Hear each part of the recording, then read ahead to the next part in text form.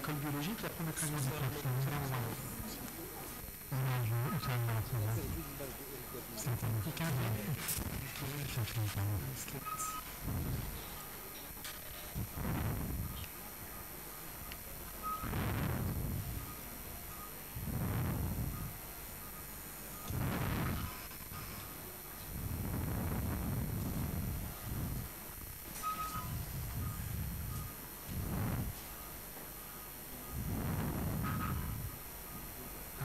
Je de l'autre côté. On a du Stardex, on n'a pas du Stardex, on va fermer, oui, simplement, on va fermer.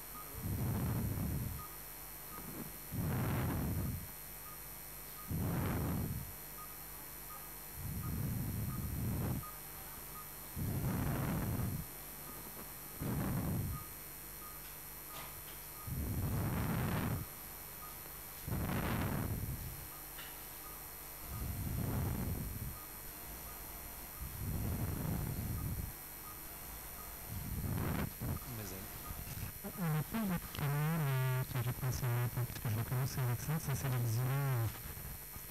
Donc je vais commencer par ça. Et puis après je vais mettre ça sur le modificateur. Ça c'est pour le c'est ça? Ok, super. Alors, désolé pour ces aléas du direct. Ils sont en train de passer à l'image à la deuxième salle où Stanislas Roman va opérer un patient de 75 ans ayant une cataracte dure bilatérale avec une mauvaise dilatation pupillaire. Donc on va voir un petit peu comment est-ce qu'il va procéder pour la gestion de ce cas relativement qui est difficile.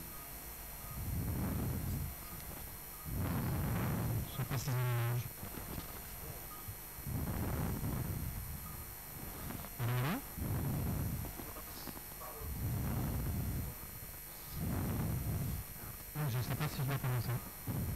Ok.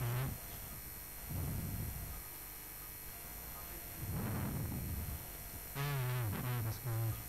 On est bien.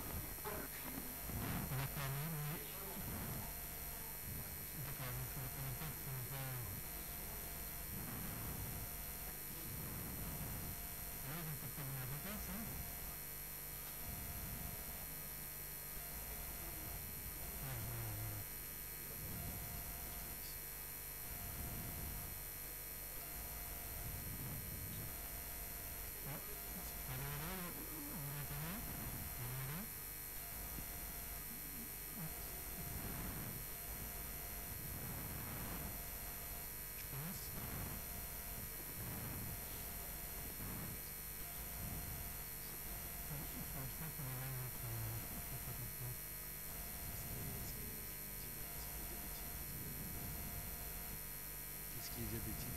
Quelles sont les causes de cette... Alors, c'est une cataracte sénile bilatérale, d'accord. Est-ce que le patient est diabétique? Bon, c'est des questions que je pose directement. D'accord, on vous écoute.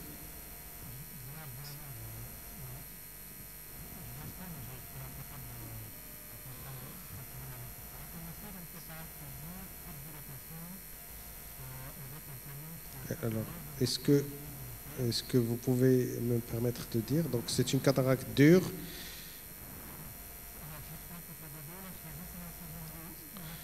Alors, il fait une coteau de 2 incisions latérales.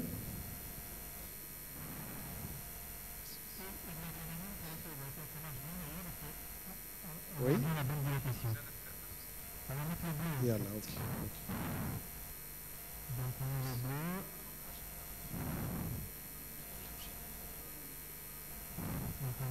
Alors, il a injecté de la xylocaïne et de l'adrénaline pour avoir en même temps une une bonne dilatation, et aussi pour renforcer l'anesthésie qui était initialement topique.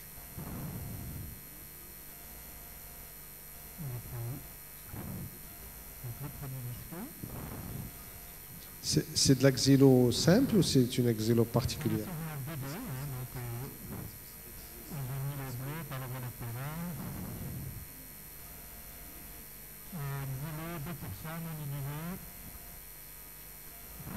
C'est de la xylo pure à 2% non diluée, directement en intracamérulaire. C'est une préparation spéciale pour l'ophtalmo ou c'est de la xylo normale?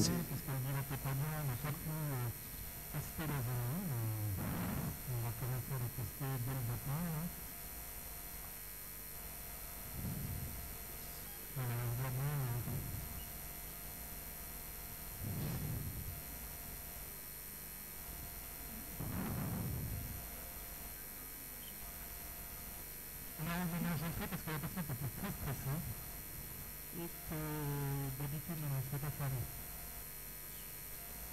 D'habitude je fais un gel à l'exilopéine.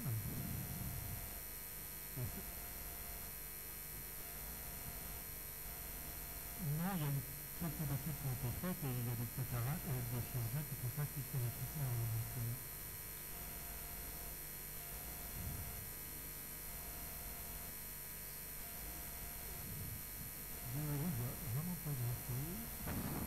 Serge, est-ce qu'il y a un risque de toxicité endothéliale à utiliser la xylo en intracamérulaire pure? Parce que ce n'est pas un produit dédié directement à l'ophtalmologie. C'est exactement ce que je pensais, parce que je crois que les produits qui ne sont pas faits pour être mis dans l'œil doivent être utilisés avec parcimonie, voire pas du tout. Personnellement, je vois pas d'intérêt à la xylocaïne en chambre antérieure. Aujourd'hui, on a vraiment une bonne analgésie avec une topique. Ça rajoute du risque. Ça rajoute du risque parce qu'il y aura toujours un jour une modification de préparation, il y aura un excipient, il y aura quelque chose qui risque de poser un problème. Alors, évidemment que s'il le fait, c'est qu'il a l'habitude de le faire. Mais par exemple, je ne suis pas 100% sûr, c'est le problème qu'on avait au début avec le Zinat, je ne suis pas 100% sûr que par exemple la xylocaïne commercialisée en France soit forcément exactement la même que la xylocaïne commercialisée au Maroc ou ailleurs. C'est-à-dire qu'on peut avoir un excipient quelconque qui rentre dans la composition du produit, et selon les marques, donc véritablement grande prudence pour ce genre de choses. Vous savez que le Midran, qui est un produit, je ne sais pas s'il n'est pas disponible, Midran qui vient de sortir en France, est un produit qui associe, moi j'ai dit au laboratoire que je pensais que c'était une erreur d'ailleurs, qui associe tropicamide, néocinéphrine et xylocaïne. Donc c'est un produit qui en tout cas à l'AMM.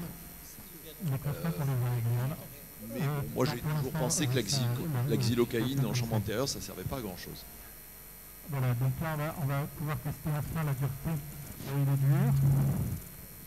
En l'absence du Midran, en tout cas l'adrénaline pure en chambre antérieure, je l'utilise habituellement en permanence et ça n'a jamais donné d'indication particulière. Il y a certains chirurgiens qui la diluent ou bien qui la mettent dans la perfusion. Mais moi je l'utilise d'emblée et c'est bien. Je parle de l'adré, pas de la xylocaïne.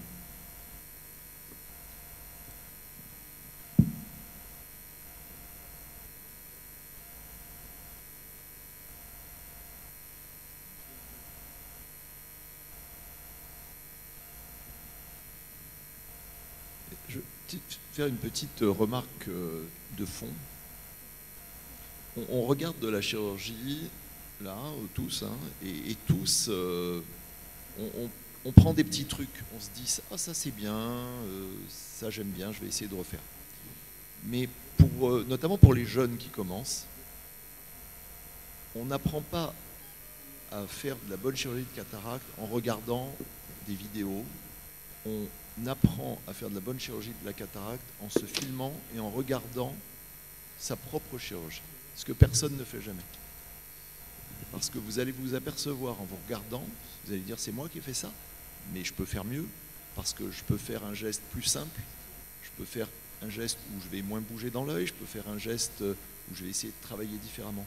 Et je vous invite, alors bien entendu, hein, je ne dis pas qu'il ne faut pas faire ce genre d'exercice, parce que c'est toujours enrichissant.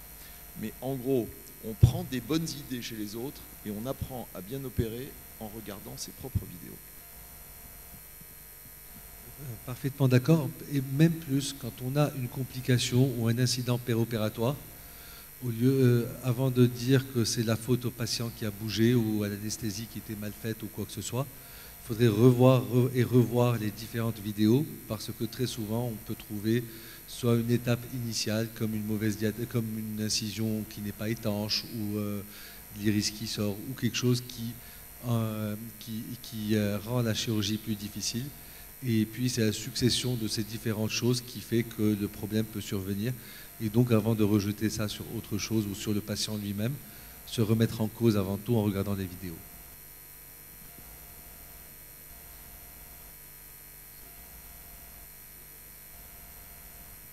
Je vais abonder dans ton sens parce que j'avais une discussion récemment avec mes associés parce qu'on devait modifier l'équipe d'anesthésistes, enfin, etc. Et ils disaient non, mais il faut que les anesthésistes soient très concernés quand on a des patients énervés. Et je leur ai dit un peu par provocation, il n'y a pas de patients énervés, il n'y a que des chirurgiens énervés. Et c'est tout à fait vrai qu'avant de dire c'est la faute au patient, il est souvent bon de revoir ce qu'on a fait. N'importe quelle équipe de foot aujourd'hui revisionne tous ces matchs pour voir ce qui s'est passé. Et nous, chirurgiens, avec quand même des enjeux financièrement probablement moins intéressants qu'un joueur de foot, mais qui sur le plan humain sont certainement plus importants, bah, on fait et puis on n'analyse pas ce qu'on a fait.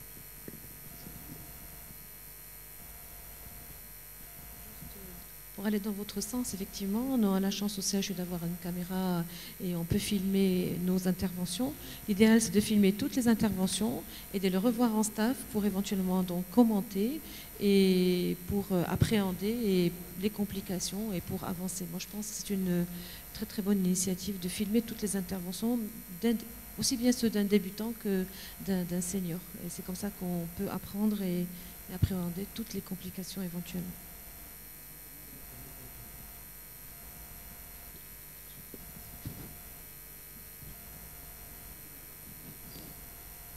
Et si en plus, quand on filme, on a la possibilité, certains phaco-émissificateurs en sont équipés, de pouvoir avoir ces paramètres, c'est très intéressant parce que j'ai eu besoin pour une commande, si on peut dire, qu'on m'a faite pour un livre qui sera un e-book, qui sera d'ailleurs coordonné par nos amis Pascal Roseau et Thierry Abzalag, de filmer pas mal de vidéos pour leur envoyer des cas.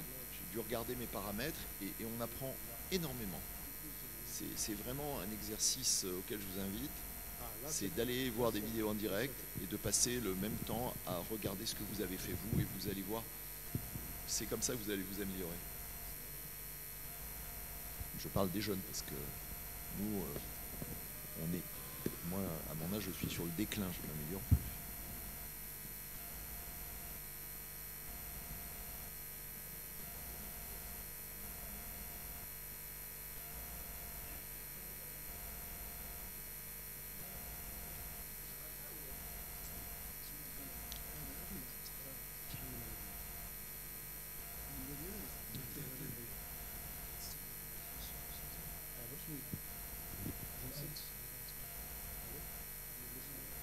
لا شوف طالما التليفون ديالي ما خدمش غنعطيك انا النيميرو عيط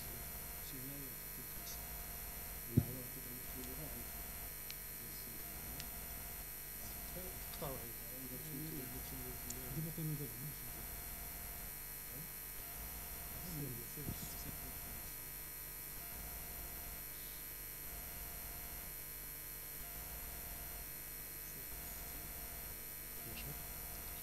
وش هكي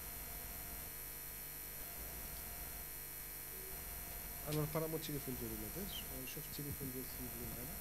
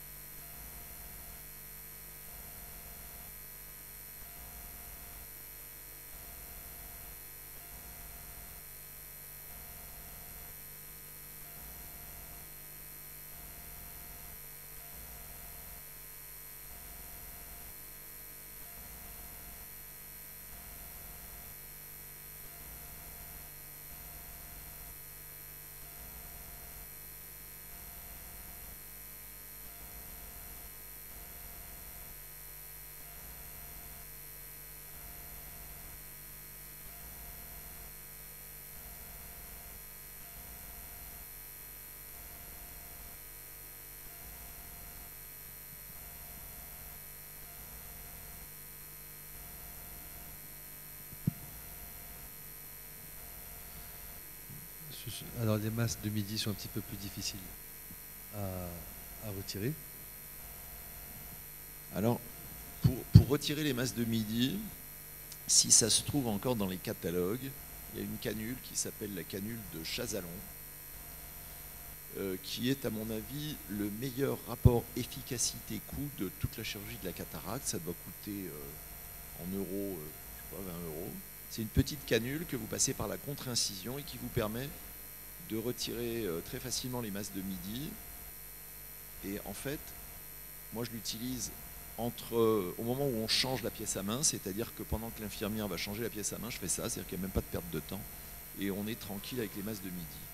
Voilà, si vous trouvez ça dans vos catalogues, Chazalon, négociable à mon avis à 30 euros pièce, quelque chose comme ça, pas plus, et très utile.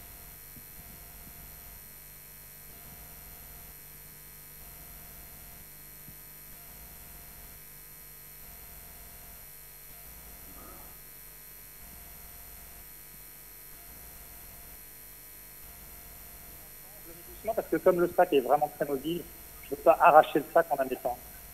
Donc je la rentre dans le sac tout doucement, je mobilise l'implant doucement, et là voilà, il est dans le sac.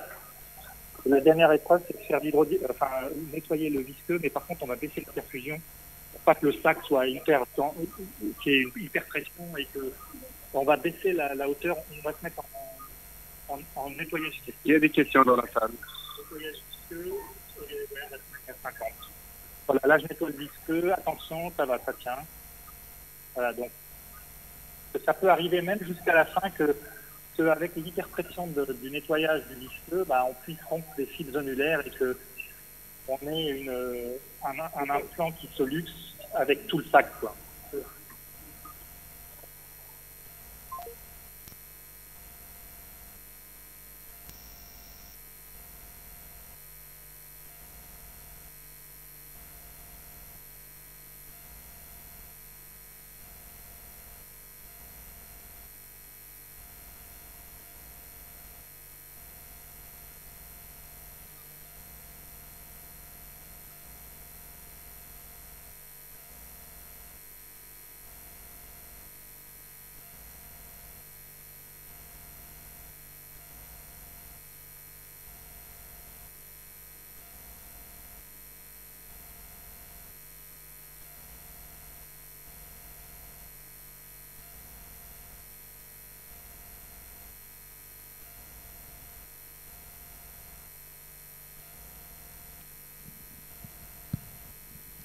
Est-ce qu'il y a des questions particulières concernant cette cataracte dure ?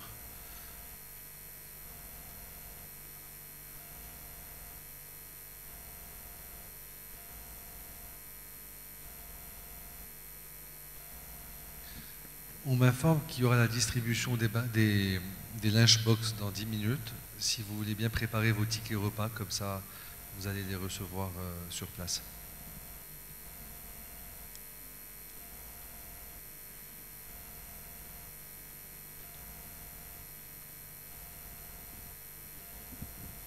Bon, apparemment, on va avoir Dr Abinaïm et Gabizan pour vos questions et des commentaires sur les cas qu'on vient de voir.